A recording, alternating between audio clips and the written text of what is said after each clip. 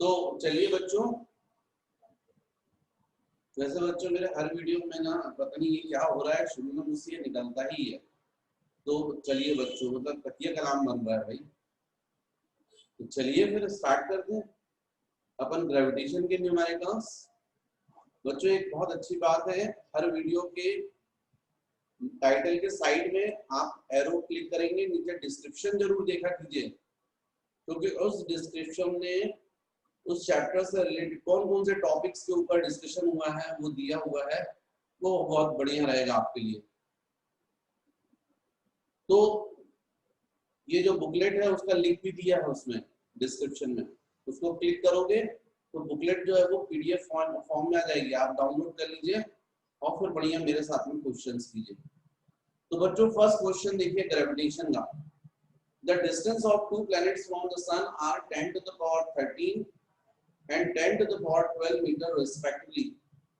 Find the ratio of time periods and speed of two planets.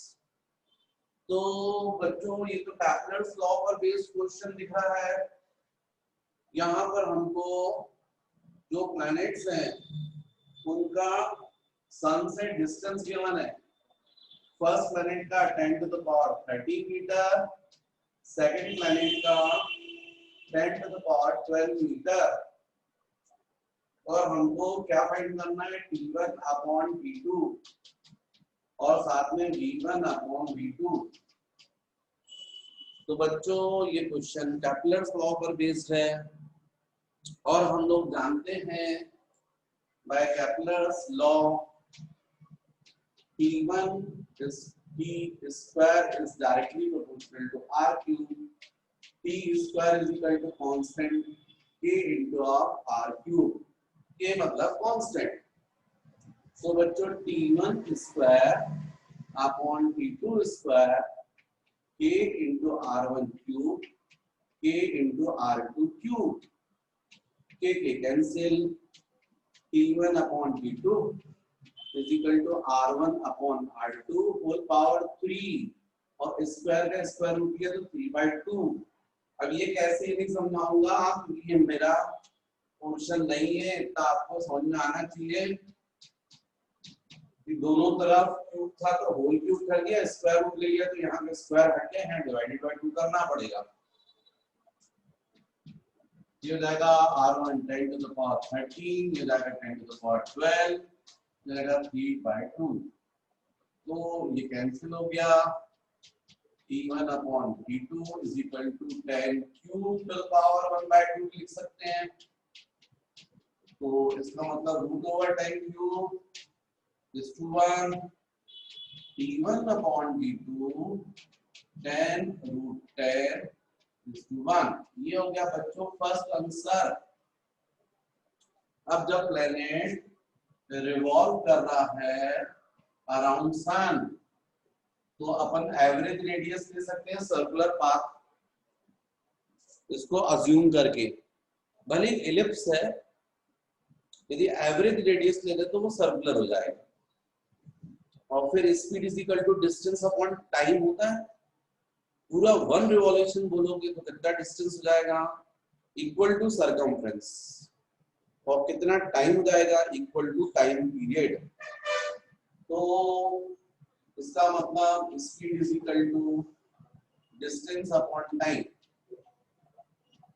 For 1 revolution distance 2πr and for 1 revolution time equal to time period। तो इसका मतलब ये हुआ कि V1 upon V2 is equal to 2πr1 upon T1 2πr2 upon T2,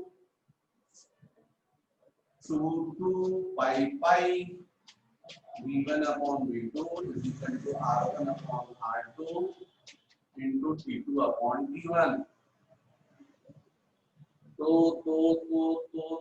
V1 upon V2 R1 10 to the power 13 10 to the power 12, T2 by T1 1 upon 10 root 10।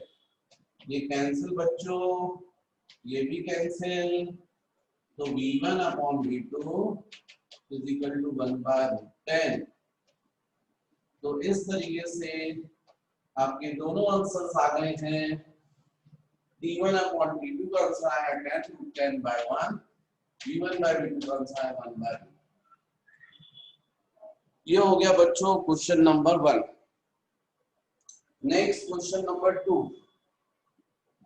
उसमें भी दो part में ए एंड बी। तो बच्चों question number second, जिसका ए, two solids of masses 800 kg and 600 kg are placed 0.25 meter apart.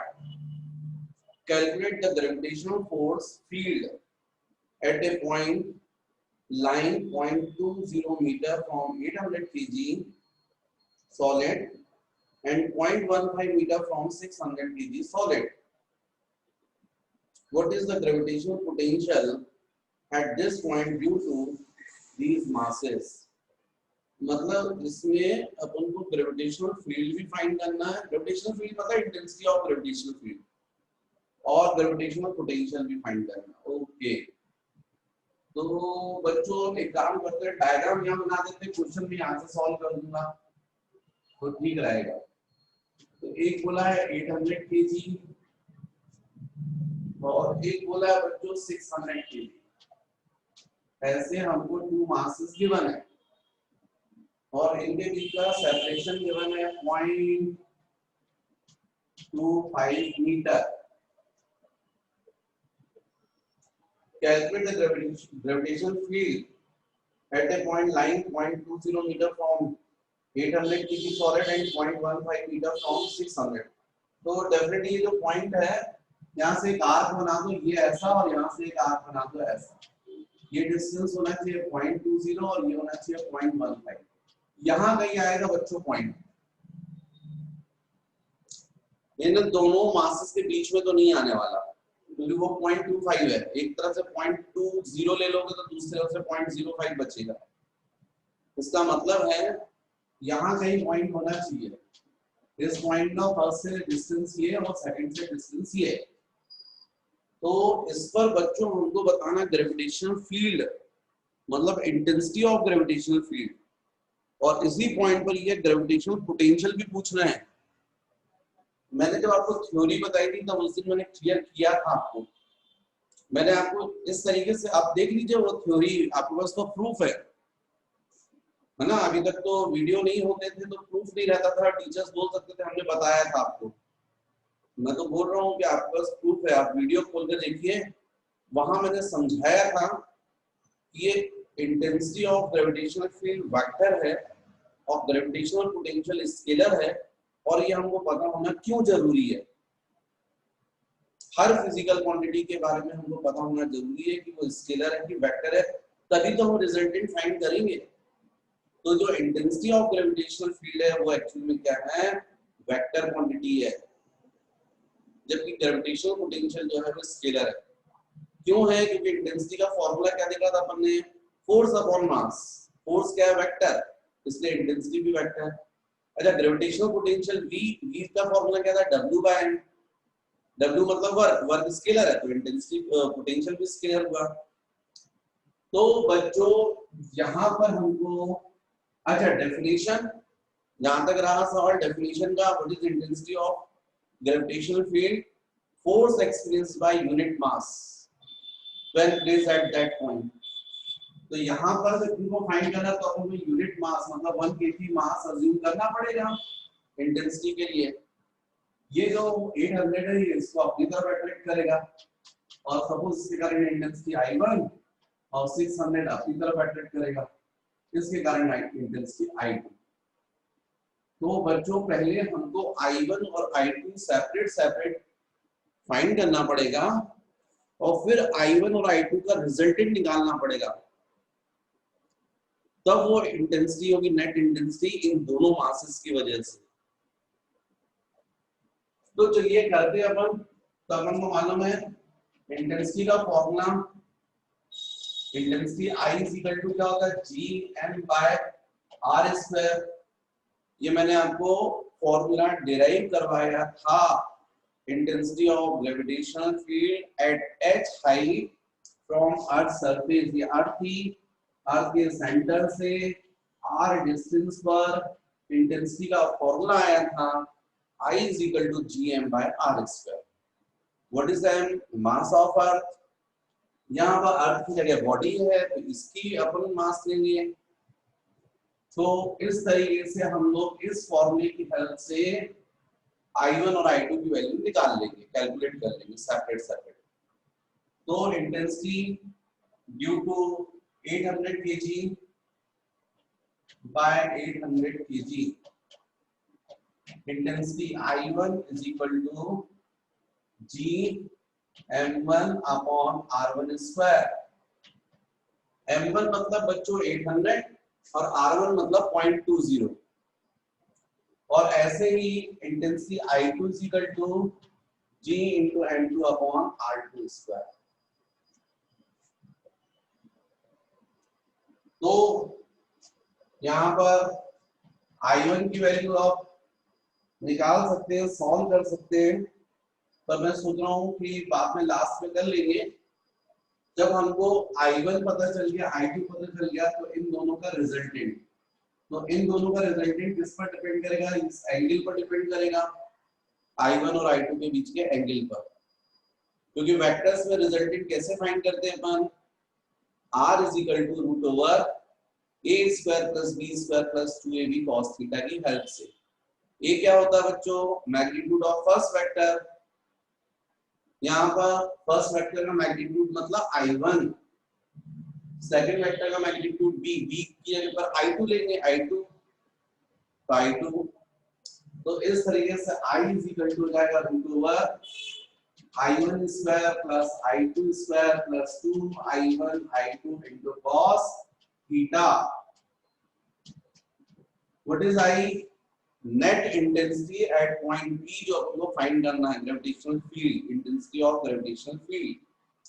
अब cos के आगे थीटा मुझे लिखना है, तो मुझे तो यहाँ पर देख के समझ में आ रहा है कि ये राइट एंगल ट्रायंगल बन रहा है, क्योंकि 0.2 square plus 0.5 square 0.15 square is equal to 0.25 square. Pythagoras theorem लग रहा है यहाँ पर। जो लॉन्गेस्ट साइड है वो हाइपोटेन्यूज होती है। 0.2 स्क्वायर 20 होता तो 400 हो जाता, 15 होता 225, 400 प्लस 225 625 मतलब 25 स्क्वायर। अब फर्क ये पॉइंट लगा तो उससे कुछ नहीं होता। पर यदि मान लीजिए राइट एंगल ट्रायंगल नहीं होता तो भी आप cos थीटा निकाल सकते हैं। और स्पेशली मैथ्स स्टूडेंट को तो बहुत आसान है, क्योंकि उन्होंने तो ट्रिग्नोमेट्री पढ़ी है। तो यदि मान लीजिए सपोज ये a है, तो a का अपोजिट स्मॉल a होता है, ये b है, ये c है, तो b का अपोजिट एंगल b और c का c। तो आपने cos a निकालना सीखा है, cos a मतलब ये एंगल इज इक्वल टू क्या होता है बच्चों? b square plus c square minus a square upon 2bc। तो यहाँ पर यदि इस एंगल को a लेते तो ये b हो जाता है, ये c हो जाता है और ये a हो जाता है, इससे निकल आएगा। पर अभी जरूरत नहीं है, अभी तो यहाँ पर आपको डायरेक्ट दिख रहा है कि ये cos क्या आएगा यहाँ पर 90, आ गया 90।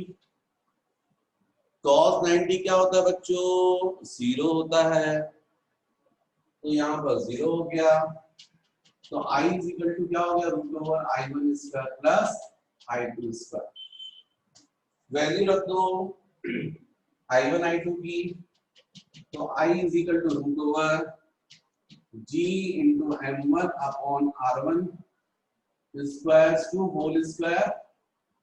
यहाँ पर जाएगा G M2 upon R2 square to whole square. ये I1 I2 की वैल्यूज रख दी। अब इसमें G स्क्वायर कॉमन निकलेगा और स्क्वायर रूट के बाहर निकल क्या जाएगा G, तो अंदर क्या बचा? M1 स्क्वायर है ना upon R1 to the power 4 plus M2 square upon R2 to power 4। इस तरीके से बच्चों केवल वैल्यूज रखना है आपको। M1 का मतलब 800 kg, M2 का मतलब 600 kg, R1 का मतलब ये डिस्टेंस 0.20 और R2 का मतलब इस पॉइंट B का सेकंड मास से डिस्टेंस मतलब 0.15। और कैपिटल D तो पता है बच्चों आप लोग को 6.67 इंटू 10⁻⁻11। तो मेरे ख्याल से कैलकुलेशन जो है वो आप लोग कर सकते हैं। इसमें वैल्यूज रख दीजिए, आंसर आ जाएगा। अब रहा सवाल अपन को ग्रेविटेशनल पोटेंशियल का। तो एक्चुअली में स्थिति देखो, ये स्थिति है, बोर्ड पर जगह नहीं है और मैं एक सेकंड के लिए रुकना चाहता हूं ताकि यदि आप लोग इसको नोट करना चाहें वीडियो को पॉज करके तो आप कर सकें। तो फिर इसके बाद अपन ग्रेविटेशनल पोटेंशियल देखते हैं बच्चों। तो बच्चों ये intensity of gravitational field vector थी और वेक्टर में रिजल्टेंट अपन इसी फॉर्मूले से ही फाइंड करते हैं, इसलिए हमने ऐसा किया। लेकिन यदि इसी पॉइंट पर आपको ग्रेविटेशनल पोटेंशियल फाइंड करना है तो ग्रेविटेशनल पोटेंशियल तो आपको पता है स्केलर है और उसका फॉर्मूला मैंने आपको ड्राइव करवाया था -Gm/r। ये डिराइव करवाया था -Gm/r। तो फर्स्ट बॉडी की वजह से V1 M1 R1, सेकंड की वजह से V2 -Gm2/r2। तो ऐसा सेपरेट सेपरेट पोटेंशियल हो जाएगा सेपरेट मासेस की वजह से। अब नेट पोटेंशियल, तो नेट पोटेंशियल के लिए तो आप क्या करोगे, स्केलर्स में तो डायरेक्ट ऐड कर देते, तो V1 + V2, फॉर्मूला लगता नहीं है इसमें, तो जाएगा -Gm1/r1 + -Gm2/r2। तो G तो आपका कॉमन निकल गया, M1/r1 + M2/r2। इसमें आपको बच्चों कैलकुलेशन आप कीजिएगा, कैपिटल G की वैल्यू रख दीजिए -6.67 10⁻⁻11, mass of first body 800, R1 आपको 0.20 है, M2 600, R2 कितना है 0.15, ठीक है ना। तो ये V -6.67 10⁻⁻11। ये बच्चों पॉइंट हटाओगे ना तो ऊपर 100 आ जाएगा, इसका भी 100 आ जाएगा, तो 10⁴ कॉमन निकल जाएगा और यहाँ पर बचेगा 8 डिवाइडेड बाय 20 और यहाँ बचेगा 6/15। तो थोड़ी सी अपन कंजूसी कर लेते हैं, 10⁻³ कॉमन निकालते तो फिर यहाँ पर 80 होता है, यहाँ पर 60, तो ये 4 हो जाता और ये भी 4 हो जाता, 4 + 4 8 हो जाता। तो ये V -6.67 × 8 × 10⁻⁻8 है ना। और पोटेंशियल क्या होता है बच्चों, वर्क अपॉन मास, इसकी यूनिट क्या होगी, इसकी जूल्स पर केजी। इंटेंसिटी क्या होता है, फोर्स अपॉन मास। तो यहाँ पर जो भी सॉल्व करोगे तो इंटेंसिटी जो भी आएगी उसकी यूनिट क्या आएगी, न्यूटन पर केजी, न्यूटन पर केजी आएगी। ये ग्रेविटेशनल पोटेंशियल। तो ये हो गया बच्चों क्वेश्चन नंबर आपका 2, है ना। नेक्स्ट बच्चों question number 3।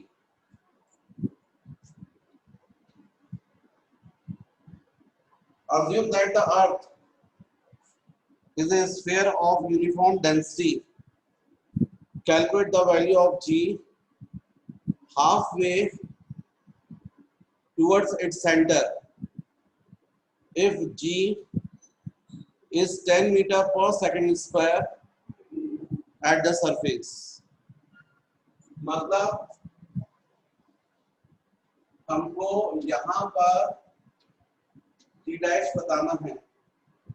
Assume that the earth is a sphere of uniform density. Calculate the value of small g halfway towards its center. तो डेप्थ पर हम लोग को मालूम है g dash upon g is equal to r minus h by r. ये formula हमने किया था डेप्थ के केस में. तो h is equal to r by 2. h जो होगा बच्चों वो होगा r by 2. रेडियस का हाफ, ये रेडियस हो गया हाफ बाय टुवर्ड्स होगा तो r by 2. तो g dash is equal to g into r minus r by 2 upon r. g dash is equal to g r by 2 upon r. R cancel. g dash is equal to g10 by 2 5 meter per second square.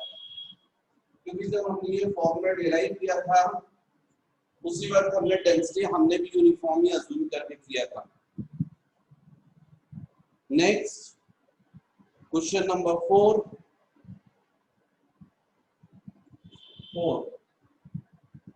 The gravitational field at a point situated at a distance of 8,000 km from the center of Earth is given 6 Newton per kg. Calculate the gravitational potential at this point.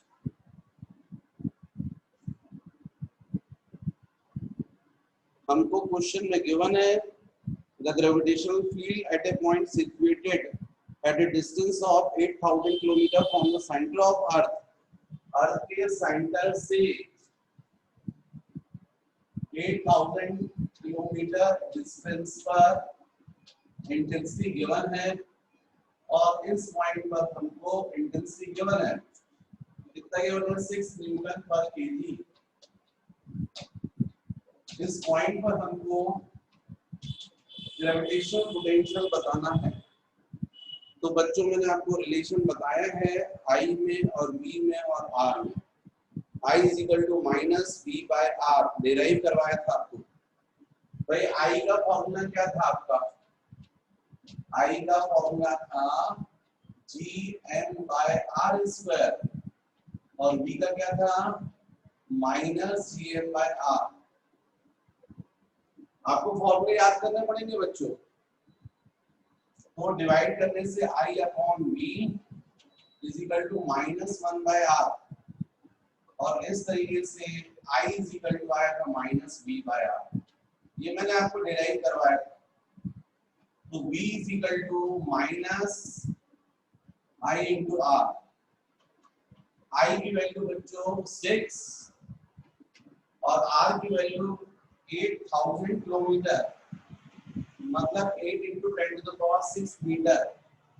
Kilometre को change करना पड़ेगा metre में. 1 kilometre is equal to 1000 metre. तो इसलिए 8 into 10 to the power 6 हो जाएगा. तो ऐसे में बच्चों ये आपका आंसर हो जाएगा V is equal to minus 48 into 10 to the power 6. Unit जाएगी joules per KG. Joules per KG. Next question number 5. Fifth question है at a point above earth the gravitational potential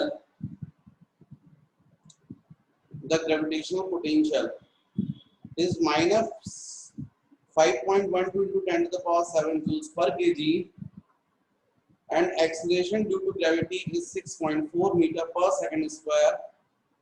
Assuming that the mean radius of Earth is 6,400 kilometer, calculate the height of this point above the Earth's surface. Let this point is h height from Earth's surface.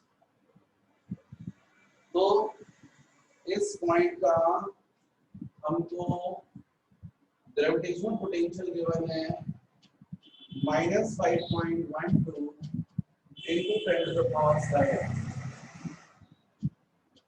joules per kg, और इसी point पर acceleration due to gravity given है 6.4 metre पर second square. हमको बोला अर्थ का radius ले लीजिए 6,400 किलोमीटर, तो इस पॉइंट की हाइट बताइए अर्थ सरफेस से। तो बच्चों हम लोग को फॉर्मूला पता है, v - gm by small r। Small r का मतलब r प्लस h, ये हो गया 1। और यहाँ पर acceleration due to gravity g dash का फॉर्मूला पता है, g dash upon g is equal to होता है r plus h square upon r square.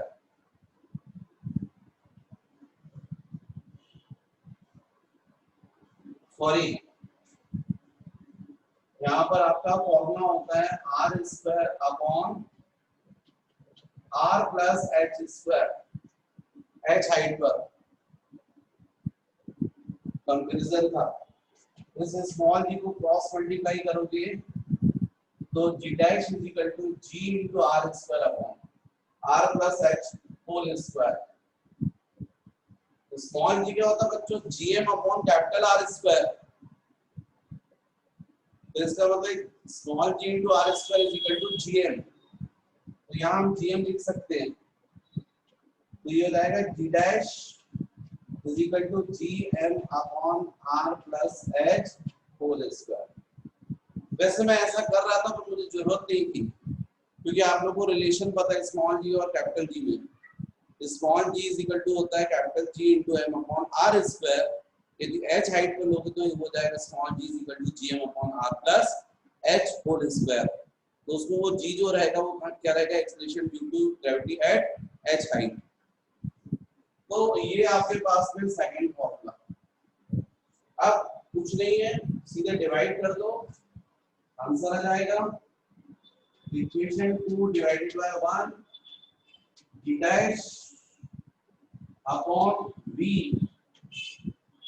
Is equal to gm upon r plus h square upon minus gm upon r plus h। Divide कर दो, divide करोगे तो g cancel and m cancel, एक r plus h ये cancel हो जाएगा।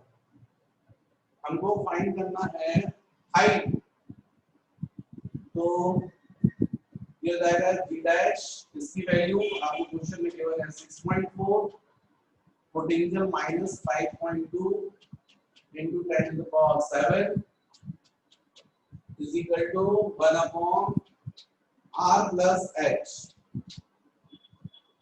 Cross multiply कर दो बच्चों, r plus h is equal to -5.12 10 to the power 7 divided by 6.4। फिर r रेडियस ऑफ अर्थ कितना होता है 6,400 किलोमीटर, मीटर्स में कितना होता है 6.4 into 10 to the power 6।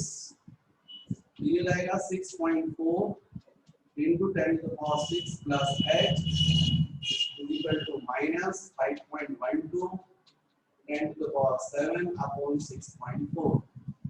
तो h is equal to -5.12 into 10 to the power 7 upon 6.4 minus 6.4 into 10 to the power 6।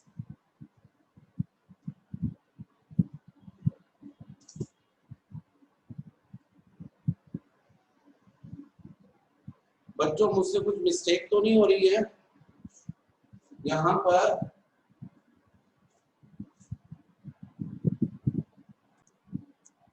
ये मिस्टेक हो गई बच्चों यहाँ पर, ये माइनस साइन मिस हो गया था, यहाँ माइनस साइन आएगा, ये माइनस माइनस कैंसिल हो जाएगा, जब क्रॉस मल्टीप्लाई करोगे तो ये प्लस हो जाएगा, ये भी प्लस हो जाएगा, ये भी प्लस हो जाएगा, लेकिन ये ट्रांसफर हो तो माइनस हो जाएगा। तो बच्चों h is equal to 10 to the power 6 को आप कॉमन निकाल लीजिए। ऐसा करने से यहाँ पर एक 10 बचेगा, तो ये 51.2 डिवाइडेड बाय 6.4 हो जाएगा, माइनस 6.4 ये हो जाएगा। यहाँ पर आप पॉइंट हटा सकते हैं, तो 5.2 अपॉन 64 हो जाएगा। इसको आप डिवाइड करके इसको सब्ट्रैक्ट कर लीजिए। जो भी आंसर आएगा बच्चों वो मीटर्स में आएगा। यदि आप किलोमीटर में कन्वर्ट करना चाहते हैं तो 10 टू द पावर 3 से आप डिवाइड कर दीजिए। तो ऐसा करने से आपका जो आंसर है वो मैच कर जाएगा। तो ये रहा बच्चों आपका क्वेश्चन नंबर 5। मैं 2 मिनट के लिए साइड में हट गया हूँ।